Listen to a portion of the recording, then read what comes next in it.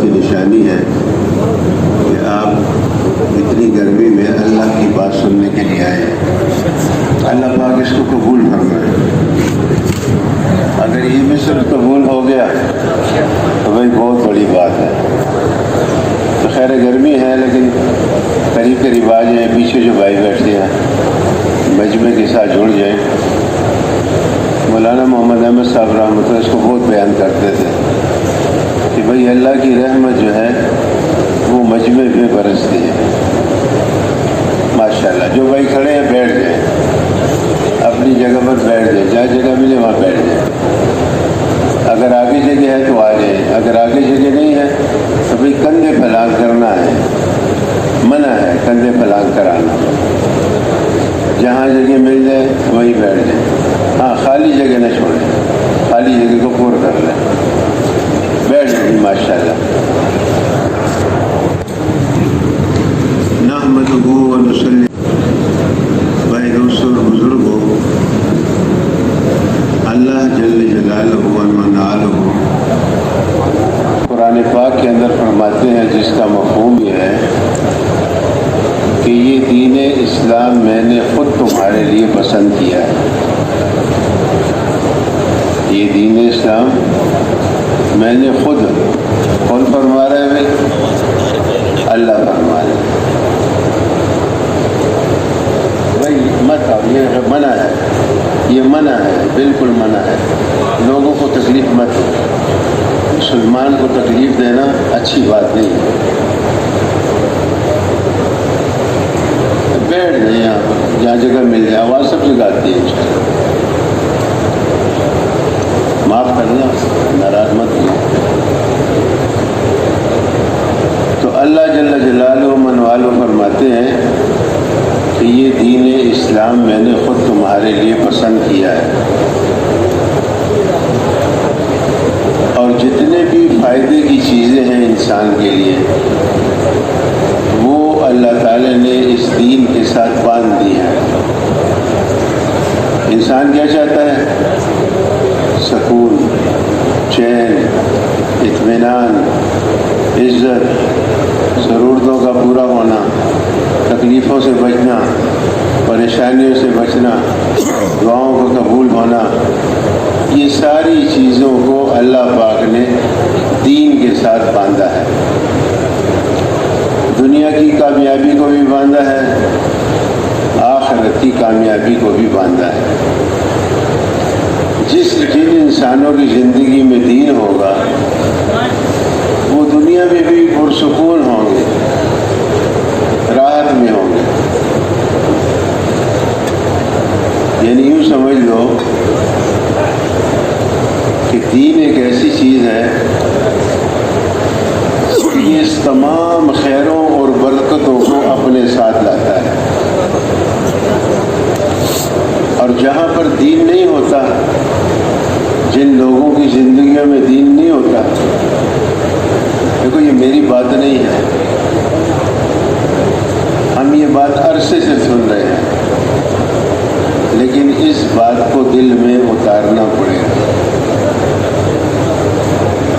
ہم باتیں کرتے بھی ہیں، باتیں سنتے بھی ہیں، لیکن عمل کے وقت ہم فیل ہو جاتے ہیں۔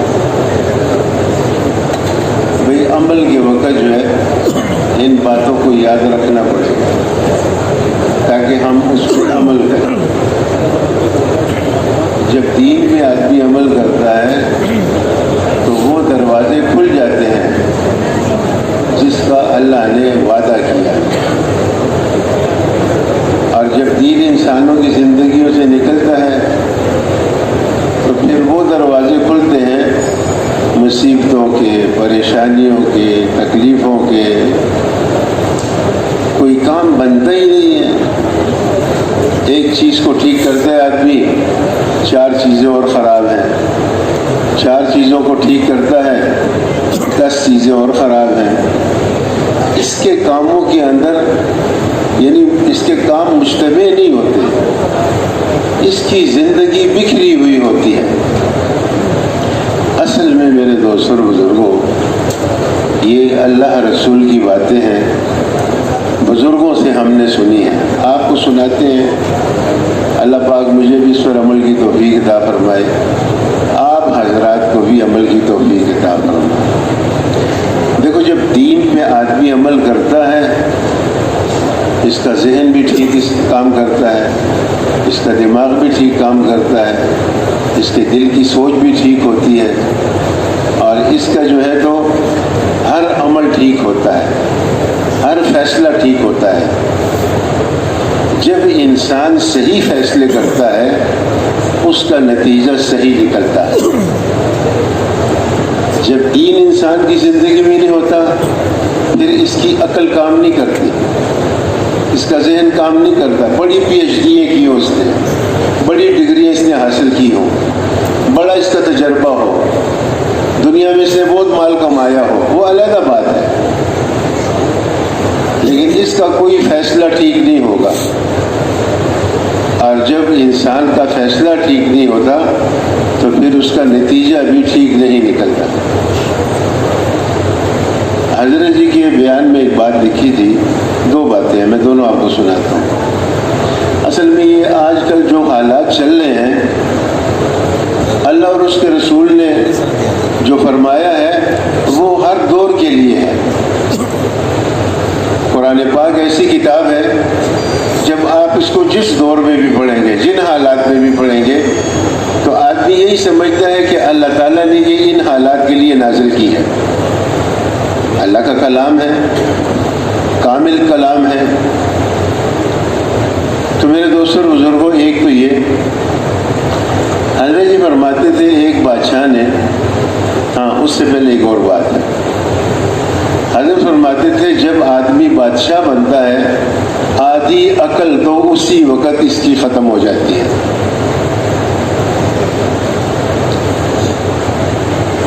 اس بادشاہ کے ساتھ اللہ کی مدد ہے جس کو زبردستی بادشاہ بنایا جائے، اور اسلام کے اندر بادشاہ ہے بھی نہیں، خلافت ہے، خلیفہ ہے۔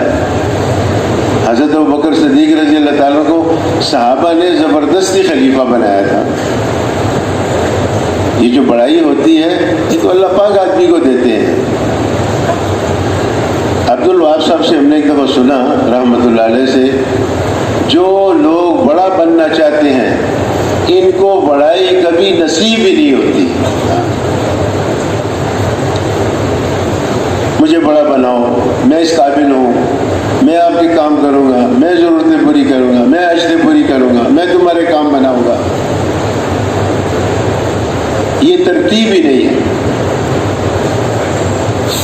حضرت ابوبکر صدیق رضی اللہ تعالیٰ کو جب خلیفہ بنایا جائے تو کہ میں اس قابل نہیں ہوں، عمر کو بناؤ، ابو عبیدہ بن جراح کو بناؤ، یہ امت کے امین ہے۔ عمر کے متعلق حضور نے فرمایا ہے میرے بعد کوئی نبی ہوتا عمر ہوتا، لیکن صحابہ نے ان کو زبردستی امین بنایا۔ جس کو زبردستی بڑا بنایا جائے اس کے ساتھ اللہ کی مدد ہوتی ہے، اور جو زبردستی بڑا بننا چاہے اس کے ساتھ اللہ کی مدد۔ یہ اللہ کا قانون ہے، اللہ کا ایک نظام ہے۔ ہم دنیا کی چیزوں کو دیکھ کر زندگی نہ گزاریں، ہم اللہ کے قانون کو دیکھ کر زندگی گزاریں۔ ہم حضرات انبیاء علیہ السلام، حضور صلی اللہ علیہ وسلم، حضرات صحابہ کرام کی زندگیوں کو دیکھ کر جو ہے زندگی گزاریں، تب ہم سیدھے راستے پر چلیں گے۔ اور جب سیدھے راستے پر چلیں گے تو پھر ہمارا ذہن صحیح کام کرے گا۔ سیدھا راستہ کون سا ہے؟ دین کا راستہ ہے۔ جب ہم دین پر چلیں گے ہمارے فیصلے ٹھیک ہوں گے، جب ہمارے فیصلے ٹھیک ہوں گے تو پھر اس کے نتیجے بھی ٹھیک ہوں گے، اور جب ہمارے فیصلوں کے نتیجے ٹھیک ہوں گے تو پھر ہم پریشانیوں سے بچے رہیں گے، تکلیفوں سے بچے رہیں گے۔ حضرت فرماتے تھے، یہ مولانا محمد یوسف صاحب رحمۃ اللہ فرماتے تھے، بے دین آدمی جس کی زندگی میں دین نہ ہو، یہ جب فیصلے کرتا ہے یہ اپنی عقل سے کرتا ہے، اور بے دین آدمی کی عقل نے تو کام ہی کرنا چھوڑا ہوتا ہے، عقل تو اس کے اندر ہوتی ہی نہیں ہے۔ تو یہ جب فیصلے کرتا ہے تو یہ مصیبتوں اور پریشانیوں میں پھنستا چلا جاتا ہے۔ تو پھر حضرت نے مثال دی ہے، یہ ہم سب کے لیے ہے۔ عموم عمومی طور پہ سارا معاشرہ جو ہے آج اسی کے اندر پھنسا ہوا ہے. حاجی صاحب بھی اسی میں ہے, روزے والا بھی اسی میں ہے, زکوٰۃ دینے والے بھی اسی ہے, خواص بھی اسی میں ہے, دین کے اعتبار سے عوام بھی اسی میں ہے. اور اس جگہ پر انگلی نہیں رکھتے ہیں جہاں پر نقصان ہے, اس کو ٹھیک نہیں کرتے. جب تک اس کو ٹھیک نہیں کریں گے حالات ٹھیک نہیں ہوں گے. تو حضرت فرماتے تھے کہ بے دین آدمی کی مثال ایسی ہے جیسے ایک شکاری نے جنگل کے اوپر جال ڈالا اور اس میں بہت سے پرندے جو ہے پھنس گئے. اب جب جال میں پرندہ پھنستا ہے تو وہ چاہتا ہے میں جال سے نکلوں, تو وہ جال سے نکلنے کے لیے پھڑپھڑاتا ہے, اپنے پروں کو زور زور سے مارتا ہے. تو حضرت فرماتے تھے کہ جتنا زور سے یہ پرندہ پھڑپھڑاتا ہے اتنا ہی اس جال کے اندر پھنستا چلا جاتا ہے. ایسے ہی بے دین آدمی بھی ہے. جب بے دین آدمی اپنی عقل سے اپنے مسائل کو حل کرنا چاہتا ہے تو بجائے اس کے کہ اس کی پریشانی کم ہو, اس کی پریشانی اس پرندے کی طرح, جیسے یہ پرندہ اور زیادہ پھنستا چلا گیا اسی طرح یہ انسان بھی اور زیادہ مصیبت, اس سے زیادہ مصیبت, اس سے بڑی پریشانی, اس سے بڑی پریشانی, ایسی پریشانیاں کہ اس کے ذہن میں بھی نہیں ہوگا کہ اتنی بڑی پریشانی کا مجھے مقابلہ کرنا پڑے گا, اور ایسی مصیبت میرے سامنے آ کھڑی ہوگی جس کا میرے پاس کوئی علاج ہی نہیں ہوگا. یہ بے دینی کا اتنا بڑا نقصان ہے. ہم سب نے فیصلہ کیا ہوا ہے کہ ہم نے اللہ کو ضرور ناراض کرنا ہے. جو غلط زندگی ہم نے اختیار کی ہوئی ہے اس کو نہیں چھوڑیں گے. زلزلے آ جائیں, سیلاب آ جائیں, آسمان ٹوٹ جائے, جو کچھ بھی ہو جائے, ہم نے اپنی زندگی کو نہیں بدلنا. سارے ایسے نہیں ہیں لیکن عمومی طور پہ ہم دیکھ لیں, اور اسی لیے جو ہے ہم پریشان ہیں. ایک بادشاہ تھا, اس نے اپنے وزیر سے کہا کہ اس تالاب میں, وہاں ایک تالاب تھا, تو کہا اس تالاب میں کتنے پیالے پانی ہیں بھائی بتاؤ ورنہ تیری وزارت ختم ہے. وزیر بڑا پریشان ہوا, لوگوں سے مشورے کرنے لگا. تو بیان میں لکھا تھا کہ مدرسے دیر سے جانے والا ایک طالب علم مدرسے جا رہا تھا, اس کو پہلے سے دیر ہو چکی تھی. لائق بھی ہوتی ہے نہ لائق بھی ہوتی ہے ہر جگہ. تو سپاہیوں نے اس کو پکڑ لیا, اس کو کہا لڑکے چل, وزیر صاحب بہت پریشان ہے, مسئلہ ایک پوچھنا ہے تجھ سے. اس نے کہا مجھے چھوڑو, میرے مدرسے کی دیر ہو رہی ہے. انہوں نے کہا نہیں, تو اپنے مدرسے کو چھوڑ دو, تمہارا وزیر پریشان ہے. وہ اس کو لے کر وزیر کے پاس آ گئے. وزیر اس کو بادشاہ کے پاس لے آیا کہ بادشاہ سلامت, یہ لڑکا ہمارا مسئلہ حل کر سکتا ہے, یہ مدرسے میں پڑھتا ہے. تو بادشاہ نے اسے پوچھا کہ لڑکے اس تالاب میں کتنے پیالے پانی ہیں؟ انہوں نے کہا یہ تو بڑا آسان سا سوال ہے, اگر پیالہ اس تالاب کی طرح ہے, وہ بھی اتنا بڑا ہے, تو بس ایک پیالہ پانی ہے. اگر پیالہ تالاب جتنا ہے تو ایک پیالہ پانی ہے. بے وقوف ہو, تمہارا دماغ ہی کام نہیں کرتا. تو بادشاہ بنا ہوا ہے, اتنی تیری عقل کام نہیں کرتی. تو وزیر بنا ہوا ہے, ساری کابینہ پریشان ہے. جب دین زندگیوں میں نہ ہو تو پھر دماغ کام نہیں کرتا, ذہن کام نہیں کرتا, عقل کام نہیں کرتی. اللہ کا حکم کو معمولی چیز ہے, اور جب اللہ کا حکم انسان کی زندگی میں ہو اور حضور صلی اللہ علیہ وسلم کا طریقہ زندگی میں ہو تو سب سے پہلی بات تو یہ ہے کہ اللہ کی مدد اس کے ساتھ ہوتی ہے, بنیادی بات.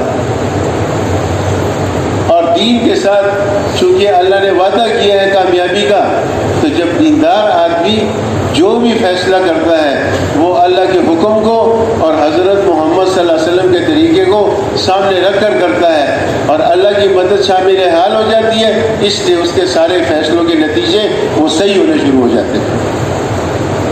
اس لیے دین کا زندگیوں میں آنا اس لیے بھی ضروری ہے. مولانا محمد یوسف صاحب رحمۃ اللہ علیہ کے پاس چند لوگ آئے، پوچھا حضرت قیامت کے دن کیا ہوگا؟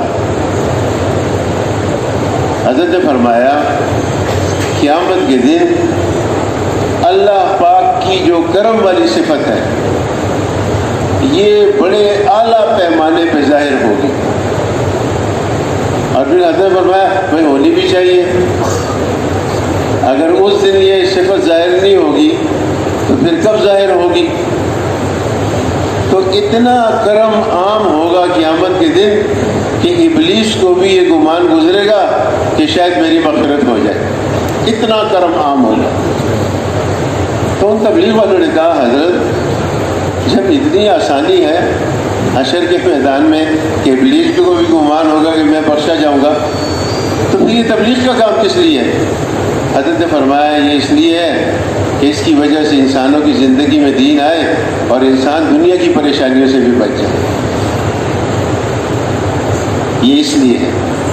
تو میرے دوستوں اور بزرگوں، دین کا زندگیوں میں ہونا ایک خوشخبری ہے، ایک بشارت ہے، ایک کامیابی کی نشانی ہے، اور دین کا زندگی میں نہ ہونا یہ بہت بڑی مصیبت ہے۔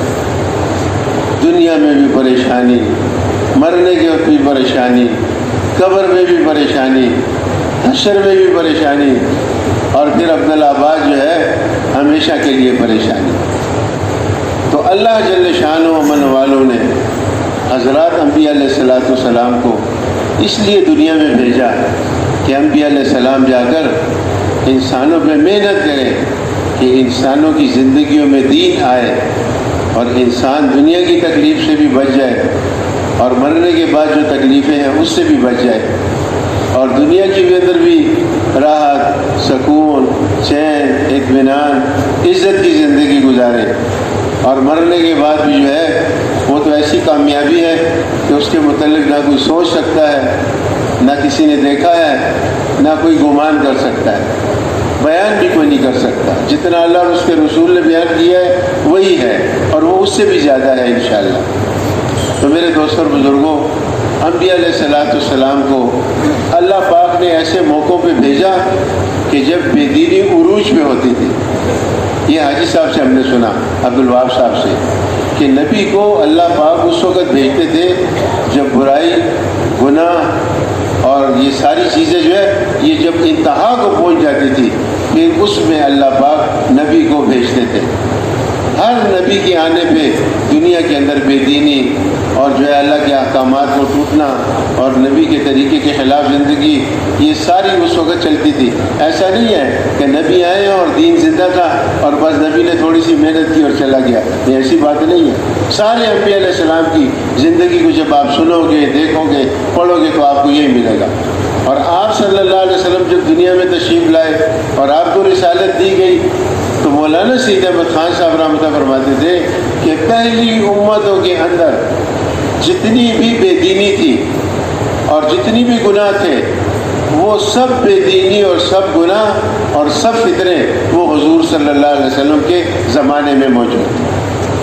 کسی امت کے اندر یہ بات نہیں پائی جاتی کہ وہ اپنی بچیوں کو زندہ درگور کرتے تھے، لیکن آپ صلی اللہ علیہ وسلم کی موجودگی میں مکے کے اندر یہ گناہ موجود تھا۔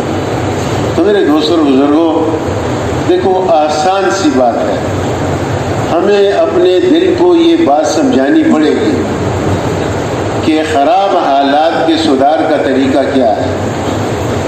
اتنی واضح بات ہے، اتنی آسان بات ہے، لیکن چونکہ ہم نے ابھی تک اس کو توجہ نہیں دی اس لیے ہماری سمجھ میں نہیں آتی، اور کبھی ہم ایک رستہ اختیار کرتے ہیں، کبھی دوسرا رستہ اختیار کرتے ہیں، اور جیسے وہ پرندہ جو ہے وہ اور زیادہ پھڑپڑاتا ہے، اور زیادہ جال میں پھنستا ہے، اسی طرح ہم جو ہے اپنے دماغ سے اسکیمیں بنا بنا کر اور زیادہ پریشانیوں کے اندر مبتلا ہو رہے ہیں۔ مصیبتوں اور پریشانیوں سے نکلنے کا راستہ کیا ہے؟ جب اتنے گناہ کے عروج پہ پہنچے ہوئے اور اللہ نے نبی کو بھیجا تو نبی نے آ کے ان کے اندر کیا محنت کی ہے؟ وہ کیسی محنت تھی؟ کہ یہ سارے لوگ ٹھیک ہو جائیں، شراب چھوڑ دیں، جوا چھوڑ دیں، زنا چھوڑ دیں، ان کے اندر انصاف آ جائے، ان کے اندر رحم آ جائے، اور ان کے اندر جو ہے تو یہ بھائی چارہ آ جائے، اور ان کے اندر سے یہ بری باتیں نکل جائیں، اس کے لیے نبیوں نے کیا کیا ہے؟ وہ بات تو ہر دور کے لیے ہے، اور وہ بات آج کے دور کے لیے بھی ہے، اور قیامت تک وہی بات ہے۔ نبی نے آ کر بس لوگوں کو یہ بتایا ہے کہ اے لوگوں، اللہ سب سے بڑا ہے۔ خدا کی قسم، اگر جو ہے آج سارے مسلمانوں کی زبان پر یہ بات آ جائے کہ اللہ بڑا ہے، میں قسم کھا کے کہتا ہوں یہ سارے فتنے، یہ ساری پریشانیاں، یہ سارا جو کچھ بھی اس وقت مصیبت بنی ہوئی ہے، جتنے عذاب ہیں، یہ سب خود بخود ختم ہو جائے۔ نبی نے آگے کچھ بھی نہیں کہا، زنا بند کرو، شراب چھوڑو، حد لگاؤ، یہ کرو، وہ کرو، ان کو پکڑو، بیت اللہ سے بتوں کو نکالو۔ اللہ کے گھر میں بت رکھے ہوئے ہیں، ننگے طواف کرتے ہیں، سٹیاں میں جاتے ہیں، بچیوں کو زندہ درگور کرتے ہیں، کوئی تھانہ، کوئی کچہری، کوئی پولیس، کوئی عدالت، کچھ بھی نہیں۔ حالات کے ٹھیک ہونے کا جو راستہ ہے وہ یہ ہے کہ یہ بات شروع ہو جائے کہ اللہ سب سے بڑا ہے، اور سب چیزوں کو چھوڑے، کسی چیز کو ٹھیک کرنے کی ضرورت نہیں ہے، کیونکہ حالات کے ٹھیک کرنے والی ذات جو ہے وہ اللہ کی ذات ہے۔ ہم حالات کو ٹھیک نہیں کر سکتے۔ ہم نے تو تبلیغ میں آ کے یہ بات سنی کہ برے حالات بھی اللہ کی طرف سے آتے ہیں اور اچھے حالات بھی اللہ کی طرف سے آتے ہیں۔ حالات کا سدھار جو ہے وہ تو اللہ ہی کریں گے، لیکن اللہ نے ایک نظام بتایا ہے، اور اس نظام کو دے کر نبیوں کو بھیجا ہے، اور جاؤ اور جا کے ان لوگوں کی جو گناہوں والی زندگی ہے اس کے اندر اس بات کو چالو کرو، اس بات کو بیان کرو، اس بات کی طرف لوگوں کو بلاؤ کہ اللہ سے سب کچھ ہوتا ہے، اور اللہ کے ارادے کے بغیر اللہ کا غیر کچھ نہیں کر سکتا۔ یہ دعوت جو ہے یہ ساری پریشانیوں کا علاج ہے، یہ دعوت جو ہے یہ ساری مصیبتوں کا علاج ہے۔ اسی لیے اللہ پاک نے ہر برائی، ہر گناہ اور ہر دور کے اندر ہر قوم، ہر قبیلے، ہر امت کے پاس نبی کو جو بھیجا ہے، نبی نے آ کر یہی بات کی ہے۔ اللہ کرے کہ ہمارے دلوں میں یہ بات اتر جائے، بس ہمیں اللہ سے مانگنا پڑے گا، آسان بات نہیں ہے، کیونکہ جب ہم اپنے ماحول میں جاتے ہیں پھر یہ بات بھول جاتی ہے ہم سے، یا ہمارا ذہن بنتا ہے، لیکن جب دکان میں جاتے ہیں پھر بھول جاتے ہیں، دفتر جاتے ہیں بھول جاتے ہیں، بازار میں جاتے ہیں بھول جاتے ہیں، جب بیٹی کی شادی ہوتی ہے بھول جاتے ہیں، جب بیٹے کی نوکری لگتی ہے بھول جاتے ہیں، یہ نہیں سوچتے یہ حرام کما رہا ہے حلال کما رہا ہے۔ اس کے لیے کہا کہ بھئی تم بھی اس بات کو نبیوں کی طرح اپنی زبان سے کہو کہ اللہ بڑا ہے۔ اس وقت تو نبی آ کے کہتے تھے کہ اللہ بڑا ہے، اس پوری کی پوری امت کے ذمہ اللہ پاک نے یہ کام لگایا ہے کہ یہ امت، اس امت کا ہر امت ہی یہ کہے گا کہ اللہ سب سے بڑا ہے۔ تو کیوں بھائی کہیں گے یا نہیں کہیں گے؟ جب ہم کہیں گے کہ اللہ بڑا ہے، اللہ خالق ہے، اللہ مالک ہے، آسمان کو اللہ نے بنایا، زمین کو اللہ نے بنایا، ستاروں کو اللہ نے بنایا، سورج کو اللہ نے بنایا، دریاؤں کو اللہ نے بنایا، پہاڑوں کو اللہ نے بنایا، درختوں کو اللہ نے بنایا، انسانوں کو اللہ نے بنایا، ساری مخلوق کو اللہ نے پیدا کیا، اور انسانوں کو زندہ بھی اللہ ہی نہیں کیا ہے، اور اللہ پاک ان کو موت دیں گے، اور مرنے کے بعد دوبارہ اللہ ہی ان کو زندہ کریں گے۔ بس اس بات کو چالو کر دیں اپنی زبان میں۔ حاجی صاحب فرماتے تھے، یہ تو خیر حدیث میں آتا ہے جس کا مفہوم یہ ہے، یہ پل صراط جو ہے یہ جہنم کے اوپر بچھائی گئی ہے، پل ہے، ایمان والے لوگ جب اس میں سے گزر جائیں گے، اس میں سے گزرنے کے بعد پھر جنت ہے، پھر جنت میں پہنچیں گے، لیکن یہ پل بڑا خطرناک ہے، 500 سال اوپر چڑھنا ہے، 500 سال جو ہے تو میدانی علاقہ ہے، اور 500 سال جو ہے تو اترائی ہے، 1500 سال کی مسافت ہے۔ اب جو ایمان والے لوگ ہوں گے جنہوں نے اللہ کو بہت زیادہ دنیا میں راضی کیا ہوا ہے، تو وہ تو اس طرح گزریں گے جیسے آسمان پہ بجلی چمکتی ہے، بس چمکی اور غائب ہو گئی، اتنی دیر میں ایمان ایمان والا آدمی، کلمہ پڑھنے والا آدمی وہ جو ہے اس پل سے پار ہو جائے گا۔ اچھا، حدیثوں میں یہ آتا ہے جس کا مفہوم یہ ہے کہ جب ایمان والا آدمی پل صراط سے اتنی تیزی سے گزرے گا تو نیچے سے جہنم کی آگ اس کو کہے گی کہ اے ایمان والے ذرا جلدی گزر، تیرے ایمان کے نور کی وجہ سے میری جہنم کی آگ ٹھنڈی ہو رہی ہے۔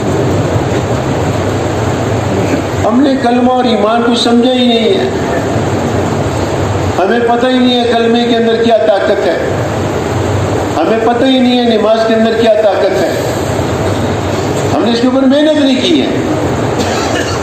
اس کے اوپر اگر محنت کر لیں اور یہ ہمارے دل میں اتر جائے، عائشہ فرمایا کرتے تھے جب آدمی کہتا ہے اللہ سے ہوتا ہے، اللہ کے غیر سے نہیں ہوتا، تو اتنی سی بات پر زمین سے لے کے اور آسمان تک یہ سارا خلا جو ہے یہ نور سے بھر جاتا ہے۔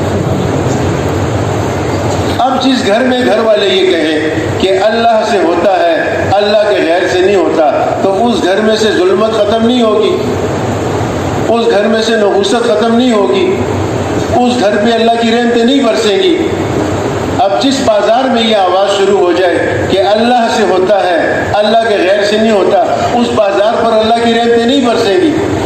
جس دفتر میں یہ شروع ہو جائے، جس کارخانے میں یہ شروع ہو جائے، اور جس جو ہے تو ٹرین میں یہ شروع ہو جائے، اور جس بس میں یہ شروع ہو جائے، جس ہوائی جہاز میں، عائشہ فرماتے تھے جب ایئرپورٹوں میں جاؤ، یہ ایئرپورٹوں میں بڑی بے حیائی ہوتی ہے، عائشہ نے کہا تو ایئرپورٹوں میں جا کے اس بات کو کہو سارے ایئرپورٹ پہ اللہ کی رحمت برسے گی۔ پر میں جب جہاز میں بیٹھو تو جہاز میں بیٹھ کے اس بات کو کہو سارے جہاز والوں پہ اللہ کی رحمت برسے گی۔ اب تو گناہوں کی وجہ سے اتنے جو ہے تو جراثیم ہے فضا کے اندر کہ فضا گناہوں کی وجہ سے کالی پڑی ہے، اور اس بات کو کوئی کہنے والا نہیں ہے الا ماشاءاللہ۔ تو تبلیغ والا بھی مصیبت میں ہے، اور مولوی صاحب بھی، اور تاجر بھی، اور ملازم بھی، اور بادشاہ بھی، اور وزیر بھی، کیونکہ یہ بول ختم ہو گئے نا۔ نبی نے تو آ کے انتہا پہ جو برائی پہنچی ہوئی ہے اس کا علاج جو ہے اللہ کی بڑائی بیان کرنے سے کیا ہے، اور اللہ نے خود فرمایا یہ نبی کا کوئی طے شدہ کام نہیں ہے اور طریقہ نہیں ہے۔ اللہ پاک نے آپ صلی اللہ علیہ وسلم کو بھی جب نبوت عطا فرمائی تو اس کے بعد جب ذمہ داری دی، نبوت دی، حکم دیا، اسی وقت کہہ دیا، ذمہ داری بھی دے دی اور جو ہے تو دعوت دینے کا طریقہ بھی بتا دیا کہ آپ جو ان میں محنت کریں گے، ان میں سے یہ برائیاں، یہ فحاشی اور یعنی یہ سارے گناہ یہ کس طرح ختم ہوں گے، یہ لوگ ایمان میں کیسے داخل ہوں گے، ان لوگوں کی زندگی کیسے صحیح ہوگی، یہ لوگ کیسے دنیا اور آخرت میں کامیاب۔ اس کے لیے اللہ پاک نے راستہ بھی بتا دیا، طریقہ بھی بتا دیا، یا ایھا المدثر قم فانذر وربک فکبر۔ مفہوم ایسا ہے، اے کملی اوڑھنے والے آپ کھڑے ہو جائیے۔ اس میں اللہ نے نبوت دی، آپ کھڑے ہو جائیے اور ان لوگوں کو ہم سے ڈرائیے۔ کس طرح ڈرائیے؟ ہم تو پتہ نہیں آج کس چیز سے ڈرا رہے ہیں۔ ہم لوگوں کو ٹماٹروں سے ڈرا رہے ہیں، یہ ڈیر کرانچو، ہم لوگوں کو پیاز سے ڈرا رہے ہیں، ہم لوگوں کو پیٹرول سے ڈرا رہے ہیں، ہم لوگوں کو ڈالر سے ڈرا رہے ہیں، ہم لوگوں کو پتہ نہیں کس چیز، سونے چاندی کس چیز سے۔ اللہ تو یوں اپنے نبی سے کہتے ہیں کہ ان لوگوں کو ڈراؤ۔ کیسے ڈراؤ؟ میری بڑائی ان کے آگے بیان کرو۔ نبی کو تو یہ حکم ہے کہ لوگوں کو مجھ سے ڈراؤ، اور ہم لوگوں کو مخلوق سے ڈرا رہے ہیں۔ میں آپ کو سچ کہتا ہوں، آپ تجربہ کر کے دیکھیں، یہ بزرگوں کی بات ہے، میری بات نہیں ہے۔ جس کو نیند نہ آتی ہو اللہ کی بڑائی شروع کر دے، اس کو نیند آ جائے گی۔ جو پریشان ہو اللہ کی بڑائی شروع کر دے، اس کی پریشانی ختم ہو جائے گی۔ جو بیمار ہے اللہ کی بڑائی بیان کرنا شروع کر دے، اس کی بیماری ختم ہو جائے گی۔ جو بھی اس کی کوئی تکلیف پریشانی ہے اس میں یہ اللہ کی بڑائی بیان کرنا شروع کرتا ہے، میں قسم کھا کے کہتا ہوں اس کی حاجت، اس کی ضرورت یہ ساری پوری ہو جائے گی۔ اور آپ تجربہ کر کے دیکھیں۔ جب اتنے بڑے فساد کہ پوری کی پوری قوم اور پوری کی پوری امت اور پوری کی پوری عوام جو ہے وہ فتنوں کے اندر اور گناہوں کے اندر پھنسی ہے، اور ان سارے گناہوں کا علاج اللہ کی بڑائی بیان کرنا ہے، تو کیا آج ساری تکلیفوں کا علاج اللہ کی بڑائی بیان کرنا نہیں ہے؟ یہ کیا مطلب ہے؟ حاجی صاحب فرماتے تھے اصل میں بات یہ ہے کہ تم لوگوں نے اللہ کی محبت کا مزہ چکھا نہیں، تمہارا اللہ کے ساتھ کوئی تعلق نہیں ہے۔ اللہ کے ساتھ تعلق بناؤ، اللہ کے ساتھ محبت پیدا کرو، اور وہ کس طرح کرو؟ بھئی اللہ کو بولو، اللہ کو بیان کرو۔ عائشہ فرماتے تھے بھئی بیان کرنے کی چیز تو اللہ ہے اور اس کو بیان ہی نہیں کرتی ہے، ایران دوران کی باتوں میں لگی ہیں صبح سے رات تک، اور اب تو ہماری راتیں بھی چلی گئی۔ ہاں، اس مصیبت نے ہماری راتیں بھی لے لی، ساری رات لوگ جو ہے جھوٹ کو دیکھتے ہیں، جھوٹ کو سنتے ہیں، جھوٹ کو بولتے ہیں۔ اس دل میں اللہ کی کیا بڑائی آئے گی؟ جو زبان سارا دن جو ہے جھوٹ بولتی ہے اور ساری رات جھوٹ دیکھتی ہے، اس زبان پہ اللہ کا نام کیسے آئے گا؟ جو آنکھیں سارا دن جھوٹ دیکھتی ہیں اور ساری رات جھوٹ دیکھتی ہیں، ان آنکھوں کو اللہ کا دیدار کیسے ہوگا؟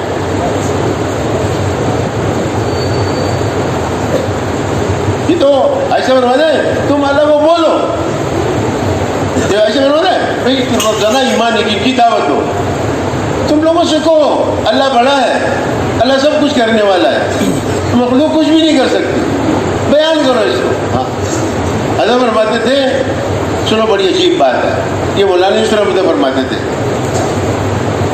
کہ تم نے مسجد میں دعوت دی کہ اللہ بڑا ہے، اللہ سے ہوتا ہے، عہدے سے نہیں ہوتا، ملک سے نہیں ہوتا، مال سے نہیں ہوتا۔ حضرت ایک ایک چیز کا نام لیتے تھے اور فرماتے تھے جب تم بھی دعوت دو ایک ایک چیز کا نام لو، دکان سے نہیں ہوتا، اللہ سے ہوتا ہے، مال سے نہیں ہوتا، اللہ سے ہوتا ہے، سونے چاندی سے نہیں ہوتا، اللہ سے ہوتا ہے، صدارت سے نہیں ہوتا، اللہ سے ہوتا ہے، اسلحے سے نہیں ہوتا، اللہ سے ہوتا ہے۔ تم اس کو بیان کرو، نفی کرو ہر چیز کی، اس سے نہیں ہوتا۔ اور فرماتے تھے یہ بھی کہا کرو ایٹم بم سے نہیں ہوتا، اللہ سے ہوتا ہے، اور آخر میں اس کو بھی کہا کرو مجھ سے بھی کچھ نہیں ہوتا، اللہ سے ہوتا ہے۔ اب فرمایا کہ تم نے مسجد میں یہ دعوت دی، تم مسجد سے باہر آئے تو ایک بہت بڑا لشکر تمہارے سامنے آ گیا، یہ حضرت کے بیان میں لکھا ہے، ایک بہت بڑا لشکر تمہارے سامنے آ گیا، تو تم مسجد والی بات کو یاد کرو کہ اسلحے سے نہیں ہوتا اور لشکر سے نہیں ہوتا، اللہ سے ہوتا ہے۔ تو جب تم اس بات کو یاد کرو گے کہ اللہ سے ہوتا ہے، اس سے نہیں ہوتا، اللہ پاک اسی وقت تمہارے دل سے اس نقشے کا خوف نکال دیں گے۔ آگے سنو، بڑی قیمتی بات ہے۔ حضرت فرماتے تھے جس چیز کا خوف انسان کے دل سے نکل جاتا ہے، اللہ پاک اس چیز کو اس انسان کے لیے مسخر کر دیتے ہیں۔ صحابہ دعوت دیتے دیتے اتنا ان کا ایمان آگے چلا گیا اور اتنا ایمان ان کا جو ہے بن گیا اور اتنا مضبوط اور اتنا پکا اور اللہ سے ہونے کا یقین اتنا زبردست ان کا بن گیا کہ ایک صحابی رضی اللہ تعالیٰ نے جا رہے ہیں اور راستے میں شیر آ گیا، تو شیر سے کہا کہ دیکھ میں حضور صلی اللہ علیہ وسلم کا غلام ہوں اور میں ان کا کام کرنے والا ہوں اور میں اپنے ساتھیوں سے جدا ہو گیا ہوں، مجھ سے راستہ گم ہو گیا ہے، تو مجھے راستہ بتا۔ اس شیر نے سر کے اشارے سے سر جھکائے اور مڑا اور اس کو اپنے ساتھ پیچھے جاتے لے جاتے اور وہاں تک لے گیا جہاں ان کے اور ساتھی تھے صحابہ کرام، اور اس نے اشارے سے کہا کہ وہ تیرے ساتھی ہیں۔ شیر نے ان کو راستہ بتایا۔ جب دل سے شیر کے ہونے کا یقین نکل جاتا ہے تو پھر شیر کو مسخر کر دیتے ہیں اللہ۔ جب فوج سے ہونے کا یقین نکل جاتا ہے، ہتھیار سے ہونے کا یقین نکل جاتا ہے، مال سے ہونے کا یقین نکل جاتا ہے، یہ چیزیں ساری اللہ پاک اس کے لیے مسخر کر دیتے ہیں۔ اور کوئی چیز حضرت فرماتے تھے جس چیز کا یقین تمہارے دل سے نکل جائے گا یہ تمہیں نقصان نہیں دے سکے۔ اور حضرت فرماتے تھے اگر تمہاری نماز بن گئی تو تمہارے سر پہ آسمان کھڑے ہوں گے۔ میں نے پڑھا تو پھر میں نے دوبارہ پڑھا، میں نے کہا کہیں بھول تو نہیں رہا ہوں میں، پھر میں نے تیسری مرتبہ پھر پڑھا، اس میں لکھا تھا کہ تمہارے سر پہ جہاز کھڑے ہوں اور 25,000 ایٹم بم تمہارے اوپر گرائیں۔ میں نے ایک دفعہ پڑھا، پھر پڑھا، میں نے کہا میں غلط تو نہیں ہو رہا، پھر پڑھا، فرمایا کہ 25,000 ایٹم بم تمہارے اوپر گرائیں، اگر اللہ نہ چاہے تو یہ سارے ایٹم بم تمہارا بال بھی نہیں بھیگا کر سکتے۔ اس لیے میرے دوستوں اور بزرگوں، ہمیں ایمان یقین کی دعوت دینی پڑے گی، ہمیں اللہ اللہ کرنا پڑے گا۔ ہم محتاج ہیں اس بات کے کہ ہم اپنی زبان پہ اللہ کا نام لائیں، ہمیں ضرورت ہے اس بات کی، کیوں کہ بغیر دعوت کے ایمان نہیں بنتا، اور بغیر ایمان کے آدمی دین پر نہیں عمل کر سکتا۔ اب جب دعوت دیں گے تو ایمان میں ترقی ہوگی۔ حضرت فرماتے تھے جب آدمی اللہ کی بڑائی بیان کرتا ہے اس سے انسان کا ایمان بنتا ہے، اور جب انسان دنیا کی بڑائی بیان کرتا ہے اس سے ایمان کمزور ہوتا ہے۔ جب ایمان جو ہے بنتا ہے، زیادہ ہوتا ہے، پھر اللہ کے حکم کو پورا کرنا، حضرت محمد صلی اللہ علیہ وسلم کے طریقے پہ عمل کرنا یہ آسان ہو جاتا ہے۔ اور جب ایمان کمزور ہو جاتا ہے آدمی دنیا کو بولتا ہے، پھر اللہ کے دین پر عمل کرنا مشکل ہو جاتا ہے۔ یہ مولانا محمد یوسف صاحب رحمۃ فرماتے تھے جب آدمی 1000 دفعہ کہتا ہے اللہ اللہ اللہ اللہ، 1000 دفعہ کہتا ہے، اس کا دل ایک دفعہ کہتا ہے اللہ۔ اب جو آدمی صبح سے لے کے رات تک دنیا کو بیان کر رہا ہے اس کے دل میں کیا اللہ آئے گا؟ اسی عائشہ فرماتے تھے بھائی اس کے لیے وقت مقرر، میں کس وقت دعوت دوں گا اور میں کتنی دعوت دوں گا، میں کس وقت تعلیم کر کے میں بیٹھوں گا اور کتنی دیر بیٹھوں گا، میں کس وقت ذکر و عبادت کروں گا اور کتنی دیر کروں گا۔ اور عائشہ پھر سے اگلی بات فرماتے تھے، عائشہ فرماتے تھے بھائی خود بھی دعوت دینی ہے اور ہر امتی کو داعی بناؤ، ہر مسلمان کو داعی بناؤ، اپنی بیوی کو بھی داعی بناؤ، اپنے بچوں کو بھی داعی بناؤ، ان کو دعوت سکھاؤ، دعوت میں ہم نے کیا کہنا ہے، ان کو اللہ سے متاثر کراؤ۔ عائشہ فرماتے تھے کہ تمہاری بیوی بھی ذمہ دار ہے، تمہاری بچیاں بھی ذمہ دار ہیں، اور میں کبھی تم نے اپنی بیوی سے کہا ہے کہ اللہ پاک نے تجھے سارے عالم کے انسانوں کا ذمہ دار بنا کے بھیجا ہے؟ کبھی اپنی پھوپھی سے کہا ہے تیری پھوپھی بھی ذمہ دار ہے، تیری خالہ بھی ذمہ دار ہے، تیری چچی بھی ذمہ دار ہے، تیری نانی اماں، تیری دادی، وہ سارے رشتے گنواتے تھے، تیری پوتی، تیری نواسی، تیری سارے جو ہے تو ذمہ دار ہے۔ اور فرمایا کہ بیوی کا یہ یقین بناؤ کہ یہ جو میری دکان ہے تو اس سے نہیں پلتی، اللہ تجھے پالتے ہیں۔ اور بیوی کا یہ یقین بناؤ کہ یہ جو پہلی تاریخ کو میں پینشن لاتا ہوں تنخواہ، اس سے تو نہیں پلتی، اللہ تجھے پالتے ہیں۔ پر میں اگر بیوی کا یہ یقین نہیں بنایا تو قبر میں اتنے جوتے لگیں گے کہ یاد کروں گا۔ حضرات صحابہ کرام اللہ کو بولتے تھے اور وہ اللہ کو پہچان گئے تھے کیونکہ ان کی زبان پر ہر وقت اللہ کی بڑائی تھی، وہ اس کے قریب ہو گئے تھے کہ اللہ کتنے بڑے ہیں۔ جب یہ نجاشی جو ہے تو فوت ہوا تو یہ مسلمان ہو چکا تھا، لیکن حضور صلی اللہ علیہ وسلم کی زیارت نہیں کی اس نے، اور اس نے یہاں تک کہا تھا صحابہ سے کہ اگر میں حضور صلی اللہ علیہ وسلم کے پاس چلا جاؤں تو میں ان کی اتنی خدمت کروں گا کہ میں ان کے پاؤں دھو کر اور میں وہ پانی پیوں گا۔ تو دیکھنے کی نوبت نہیں آئی۔ آپ صلی اللہ علیہ وسلم کو پتہ چلا کہ نجاشی کا انتقال ہو گیا ہے، تو آپ صلی اللہ علیہ وسلم بڑے پریشان کہ بھئی ہم نے تو نجاشی کی نماز جنازہ پڑھنی ہے۔ علماء کرام فرماتے ہیں کہ مدینے سے لے کر اور حبشہ تک جتنا راستہ ہے، مدینہ منورہ اور حبشہ تقریباً 2,500-3,000 کلومیٹر بنتا ہے۔ مدینہ منورہ جہاں حضور صلی اللہ علیہ وسلم کھڑے تھے اور جہاں حبشہ کا جنازہ، اس کا نجاشی کا جنازہ پڑا تھا، اس سارے پردوں کو اللہ نے ختم کر دیا اور آپ صلی اللہ علیہ وسلم مدینہ میں کھڑے ہو گئے اور حبشے کے اندر نجاشی کے جنازے کو دیکھ رہے ہیں، اور آپ صلی اللہ علیہ وسلم نے مدینہ منورہ میں کھڑے ہو کے حبشہ کے جنازے کی نماز پڑھی۔ دوستوں اللہ کر سکتے ہیں نا، اللہ کے لیے کیا مشکل ہے؟ ایک عابد کے پاس شیطان آیا، اس کو کہنے لگا یار یہ لوگ کہتے ہیں کہ سوئی کا ناکا جو ہوتا ہے سوراخ، اس میں سے اونٹ بھی گزر سکتا ہے، بھلا میری سمجھ میں تو نہیں آتا کہ سوئی کے ناکے سے کیسے اونٹ گزرے گا، تیرا کیا خیال ہے؟ وہ عابد بھی جو ہے تو دیکھو یہ علم کس لیے ضروری ہے؟ جہالت کے ساتھ جو ہے نا آدمی بعض اوقات کفر تک پہنچ جاتا ہے، اس لیے کہتے ہیں یہ علم ذکر کا نمبر جو ہمارے نمبروں میں ہے یہ اس لیے ہے۔ تیری سمجھ میں کیا آتا ہے؟ بولے کہ یار مطلب بات تو مشکل ہے، سوئی کے ناکے میں سے اونٹ کا گزرنا۔ اب یہ شیطان ایک عالم کے پاس گیا اور اس سے کہا یار یہ لوگ کہتے ہیں کہ سوئی کے ناکے میں سے اونٹ گزر سکتا ہے۔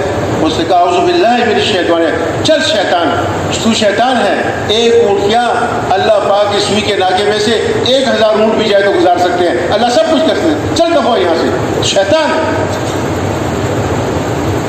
اگر دعوت نہیں دیں گے مایوسی پیدا ہوگی، اگر دعوت دیں گے امید پیدا ہوگی، اگر دعوت دیں گے اللہ کا دھیان پیدا ہوگا، اگر دعوت نہیں دیں گے تو مخلوق کے آگے ہاتھ پھیلائیں گے۔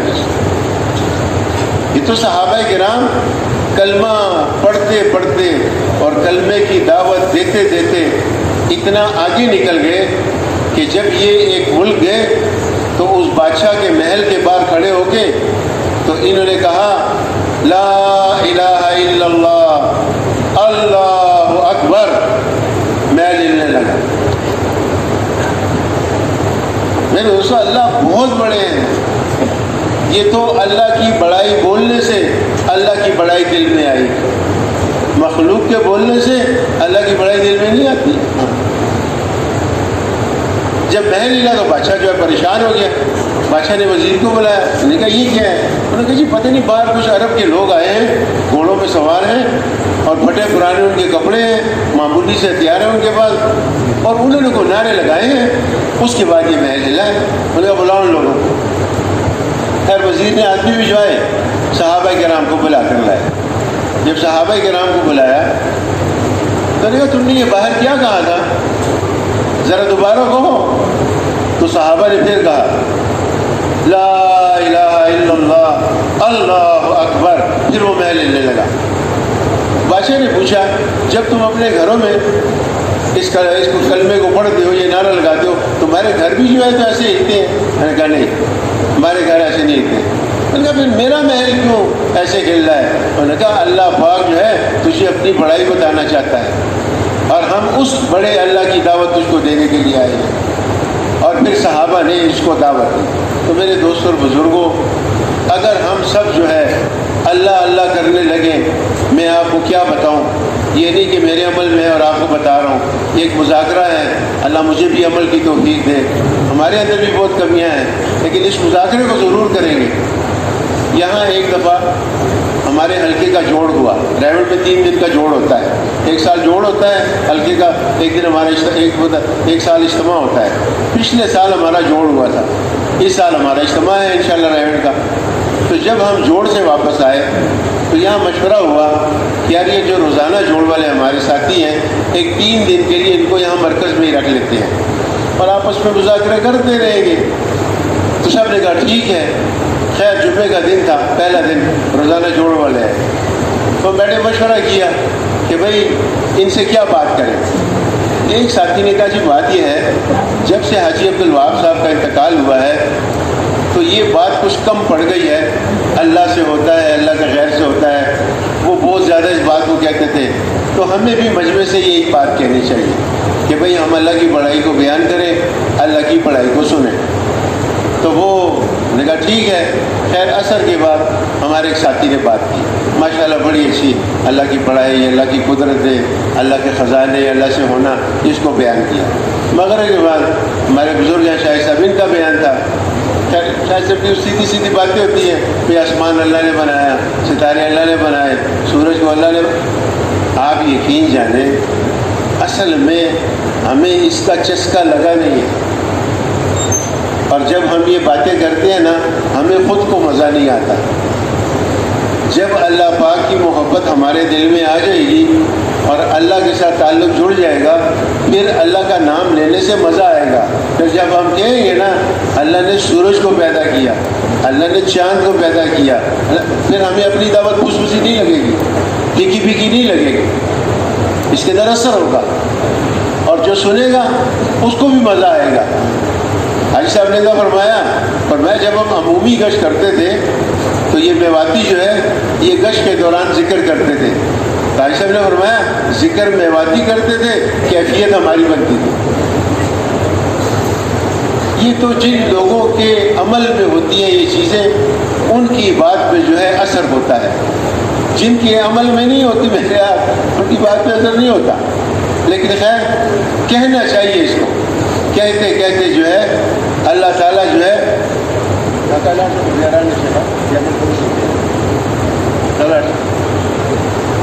کہتے کہتے جو ہے اس کا جو ہے ہمیں مزہ آنے لگے گا اور اللہ کے ساتھ تعلق جڑ جائے گا. تو خیر اللہ کی شان, یہ بات ہوئی مغرب سے عشاء تک کہ بھائی اللہ ہی ہنساتے ہیں, اللہ ہی رلاتے ہیں, اللہ ہی سب کچھ کرتے ہیں. خیر عشاء کی نماز ہم نے پڑھی اور عشاء کے بعد ہم گھر جانے لگے. تو سارے ساتھی, کسی کے پاس موٹر سائیکل ہوتی ہے, کسی کے پاس گاڑی ہے, کسی کا سائیکل ہے, کوئی پیدل چلتا ہے. تو میں بھی باہر نکلا تو کافی مہینے ہوئے تھے بارش نہیں ہوئی تھی. تو جب ہم باہر نکلے تو ہلکی ہلکی فوار شروع ہو گئی. تو سب لوگ خوش ہو گئے, یار کافی عرصہ ہوا ہے بارش نہیں ہوئی, تو دیکھو بارش شروع ہو گئی. تو میں سن رہا تھا, 2 آدمی کھڑے تھے.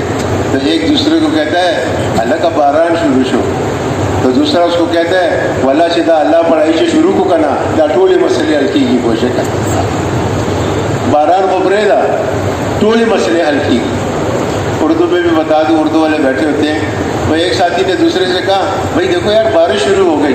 دوسرے نے کہا خدا کی قسم اگر اللہ کی پڑھائی کو بولنا شروع کر دے بارش تو کیا سارے مسئلے حل ہو جائیں گے. کہتے رہے اس کو, کہتے رہے, بیان کرتے رہے, سنتے رہے. نفس نہیں مانے گا, جی نہیں مانے گا.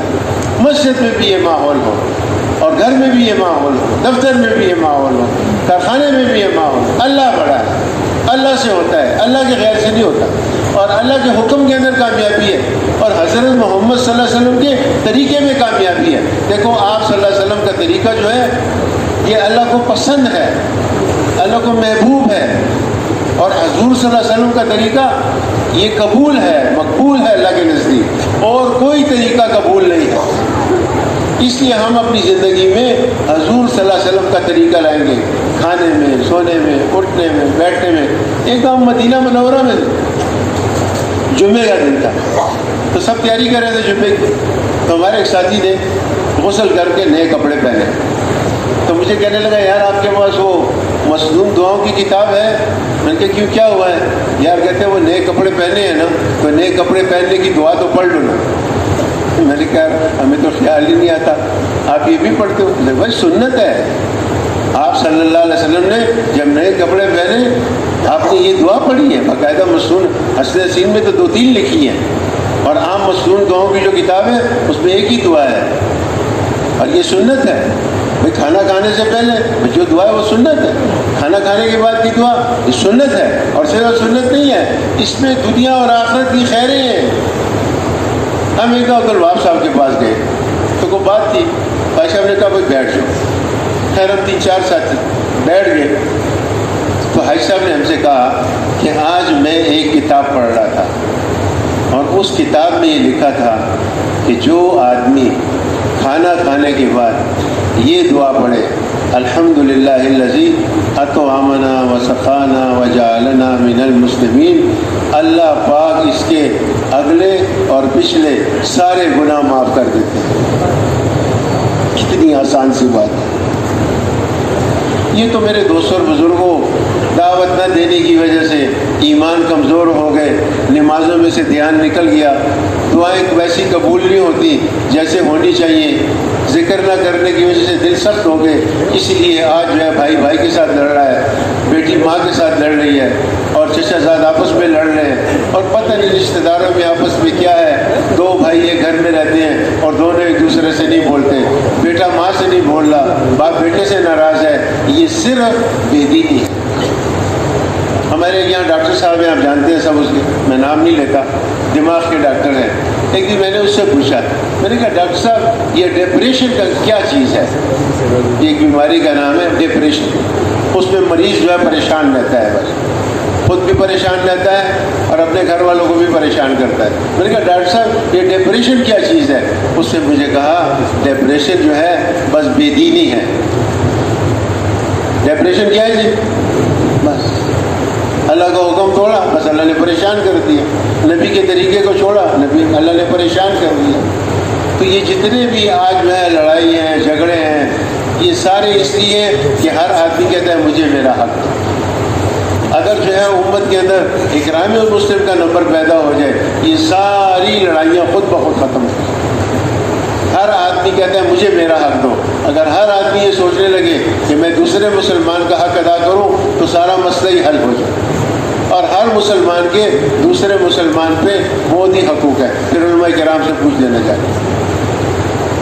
مسلمان تو بہت اونچی چیز ہے، مسلمان کم چیز نہیں ہے. آپ صلی اللہ علیہ وسلم بیت اللہ کے سامنے کھڑے ہوئے، تیری خوشبو بڑی عمدہ، تیرا احترام ہم پہ واجب، لیکن اے بیت اللہ، ایک مسلمان جو ہے اللہ کے نزدیک تجھ سے زیادہ عظیم ہے. ایک مسلمان کی قیمت تجھ سے زیادہ ہے اللہ کے نزدیک. اس لیے مولانا محمد یوسف صاحب رحمۃ اللہ فرماتے تھے، جب کسی مسلمان کو دیکھو جتنی عظمت کے ساتھ بیت اللہ کو دیکھتے ہو، اس سے زیادہ عظمت کے ساتھ مسلمان کو دیکھا کرو. مسلمان ہے، اس کے دل کے اندر کلمہ ہے. مولانا پالم پوری صاحب رحمۃ اللہ فرماتے تھے، بھائی گناہ گار مسلمان کی تو ایسی مثال ہے جیسے ایک ہیرا ہے اور گندی نالی میں پڑا ہے ہیرا لیکن گندی نالی میں پڑا ہے. بھائی تھوڑا سا اس کو اس میں سے نکال لو، تھوڑی سا پانی بہا لو، اپنا ہاتھ بھی دھو لو، ہیرا بھی صاف ستھرا ہو جائے گا. بھائی ہیرا ہے نا. تو جو مسلمان جو ہے گناہوں کے اندر ہے، بھائی اس کو گناہوں میں سے نکالو، اس کو اللہ کے رستے میں نکالو. اس کی زندگی میں دین آئے، اس کی زندگی میں اللہ کا حکم آئے، اس کی زندگی میں حضور صلی اللہ علیہ وسلم کا طریقہ آئے، دنیا میں بھی کام ہے، آخرت میں بھی کام. دیکھو مولانا پالم پوری صاحب فرماتے تھے، بڑی عجیب بات ہے، فرماتے تھے ہمیں زنا سے نفرت ہے، زناکار سے نفرت نہیں ہے. ہمیں سود سے نفرت ہے، سود خور سے نفرت نہیں ہے. ہمیں چوری سے نفرت ہے، ہمیں چور سے نفرت نہیں ہے. یاد رکھو یہ بات. حضرت کے بیانوں میں اکرام مسلم اور یہ 5واں جو نمبر ہے، اس کو انہوں نے ایسے بیان کیا ہے. حضرت فرماتے تھے اکرام مسلم کس کو کہتے ہیں؟ کسی مسلمان کی حقارت دل میں نہ آئے، یہ اکرام مسلم. اور اکرام مسلمہ فرماتے تھے مثال کے طور پہ کسی مسلمان کی آپ کے دل میں ایک اہمیت ہے، قدر ہے، ایک مقام ہے. بھائی میری بات کو سمجھ رہے ہو؟ آپ کے دل میں ایک مسلمان کا ایک مقام ہے.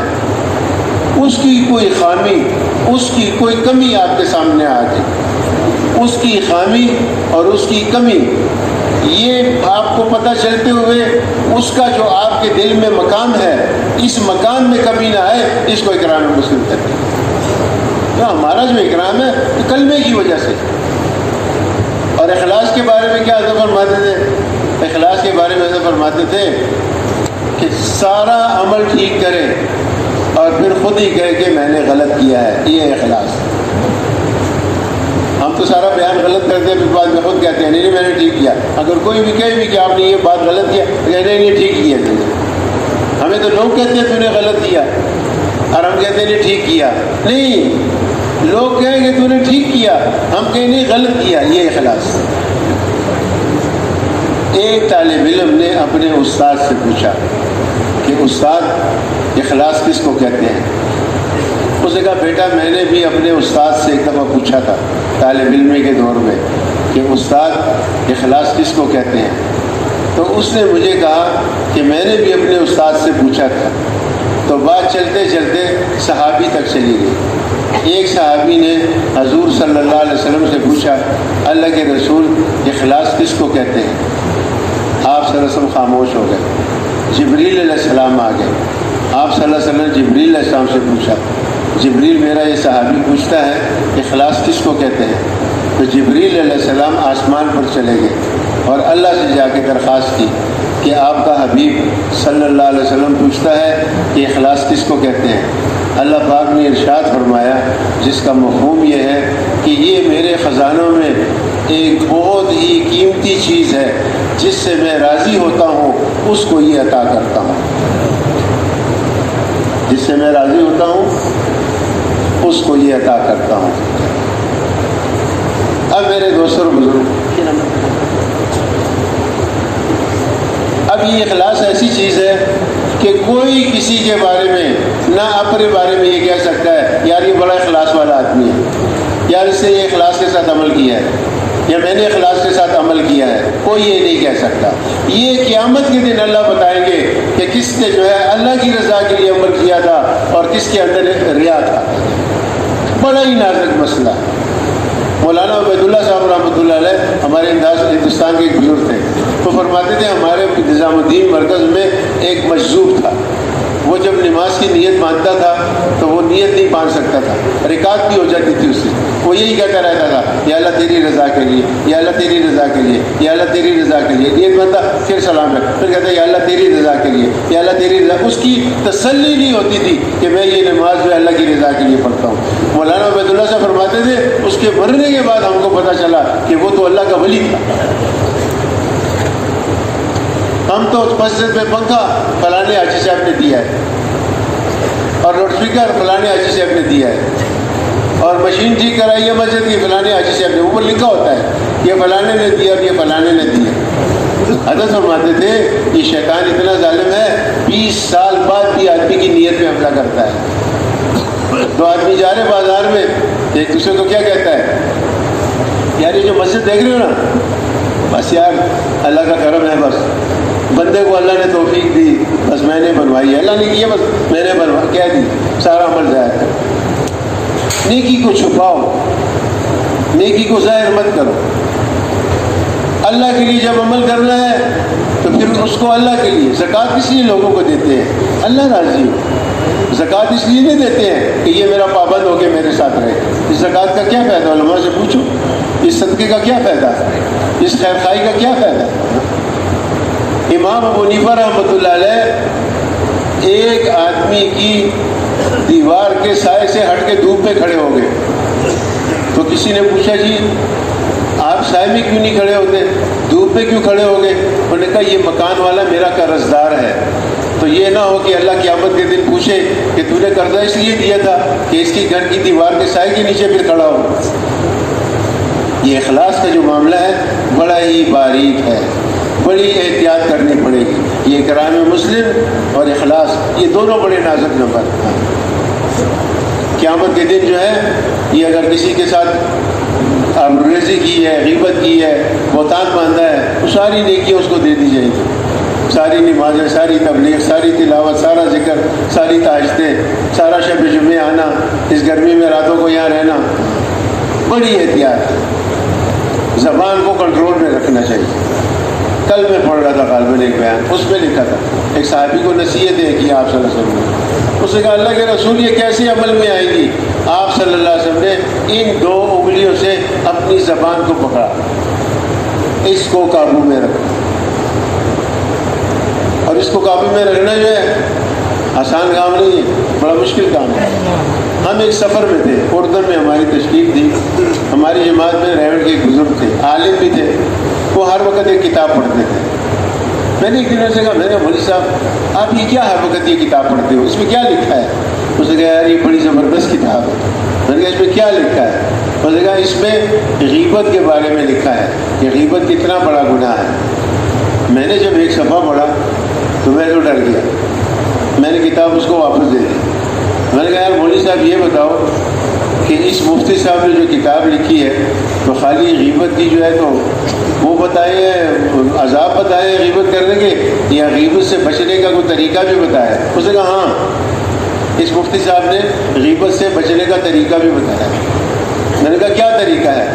اس نے کہا اس مفتی صاحب نے لکھا ہے جو آدمی غیبت سے بچنا چاہتا ہے، جو آدمی اس مجلس میں موجود نہ ہو اس کا تذکرہ نہ کرو، بس تم غیبت سے بچ جاؤ۔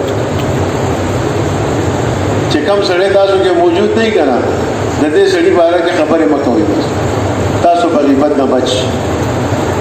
ہم تو اس کی باتیں اس وقت کرتے ہیں جب وہ چلا جاتا ہے تو ہم کہتے ہیں شکر ہے گیا، اب چلو آپ بیٹھو اس کے متعلق جو ہے جو باتیں ہیں وہ کریں۔ بڑا خطرناک معاملہ ہے۔ علماء نے لکھا ہے زنا کی معافی ہے، غیبت کی معافی نہیں ہے۔ زنا کی معافی ہے، علماء نے لکھا ہے، پوچھ لو علماء سے، زنا کی معافی ہے، غیبت کی معافی نہیں ہے۔ غیبت کی معافی تو یہ ہے کہ جس کی غیبت کی ہے اسی سے جا کے معافی مانگو گے، وہ تمہیں معاف کرے تو پھر جو ہے تو معافی۔ تو میرے دوستوں اور بزرگوں، یہ دین ہے۔ دین کے اندر صرف نماز نہیں ہے کہ بس نماز پڑھو اور جو چیز چاہے بس کرو، جھوٹ بھی بولو اور سود بھی کرو، سب ایسے نہیں ہوتے، میں آپ سے پہلے بھی عرض کیا، لیکن یہ باتیں ہمارے اندر ہیں اور زیادہ ہیں، ان کو نکالنا پڑے گا۔ اب جو ہے بھائی نماز پڑھتا ہے آدمی، ٹھیک ہے، نماز تو ایک رکن ہے دین کا، نماز سارا دین نہیں ہے۔ حضرت فرماتے تھے نماز تو طریقہ ہے، طریقہ عبادت ہے، اس طریقے سے اللہ کی عبادت کرو۔ دین تو بہت وسیع ہے، دین میں عقائد بھی ہیں، دین میں عبادات بھی ہیں، دین میں اخلاق بھی ہے، دین میں معاملات بھی ہیں، دین میں معاشرت بھی ہے، آخر میں قضا ہے، حکومت کے جو ہے احکامات، یہ آخر میں زندہ ہوگا۔ یہ بھی آپ سن لیں، حضرت فرماتے تھے جب دین زندہ ہوتا ہے سب سے پہلے عبادات زندگی میں آتی ہیں، پھر اخلاق آتے ہیں، پھر معاملات ٹھیک ہوتے ہیں، پھر معاشرت ٹھیک ہوتی ہے، آخر میں حکومت میں پھر اللہ کے احکامات آتے ہیں۔ اور فرماتے تھے کہ جب دین انسانوں کی زندگی سے نکلتا ہے تو سب سے پہلے حکومت کے احکامات ختم ہوتے ہیں، اس کے بعد معاشرت بگڑتی ہے، اس کے بعد معاملات خراب ہوتے ہیں، اس کے بعد اخلاق خراب ہوتے ہیں، اس کے بعد آدمی عبادات کو چھوڑتا ہے، پھر اس کے بعد آدمی یہ کہتا ہے یار یہ امریکہ والے ہم سے بہت اچھے ہیں، اور یار یہ چین والے ہم سے بہت اچھے ہیں، اور یار یہ انگریز ہم سے بہت اچھے ہیں۔ اس کے بعد ایمان اس کے دل سے نکل جاتا ہے۔ یہ ساری دنیا کے کافر جو ہیں یہ ایک گناہ گار مسلمان تک نہیں پہنچ سکتے ہیں۔ اللہ کو یہ ایک گناہ گار مسلمان جو ہے ان سارے کافروں سے زیادہ محبوب ہے، کیونکہ اس کے دل کے اندر کلمہ ہے۔ تو میرے دوستوں اور بزرگوں، یہ جتنا بھی دین ہے اس کو اپنی زندگی میں لانے کے لیے کلمے میں بھی محنت ہے، نماز میں بھی محنت ہے، علم ذکر میں بھی محنت ہے، اخلاق میں بھی محنت ہے، اخلاص میں بھی محنت ہے، اور حضور والا غم ہمارا غم بن جائے اس کے لیے روزانہ ایمان یقین کی دعوت دینی، تعلیم کے حلقے میں بیٹھنا، ذکر و عبادت کرنا، خدمت کرنا، اس کے لیے ہم اللہ کے راستے میں دور سے دور نکل جائیں۔ حضرت فرماتے تھے جتنا زیادہ وقت کے لیے جاؤ گے اور جتنا زیادہ دور جاؤ گے اتنا ایمان بنے گا۔ تو بھائی دور جانے کے لیے پہلی شرط یہ ہے کہ جس نے زندگی میں 4 مہینے لگائے ہیں وہی بار ملکوں میں جا سکتا ہے۔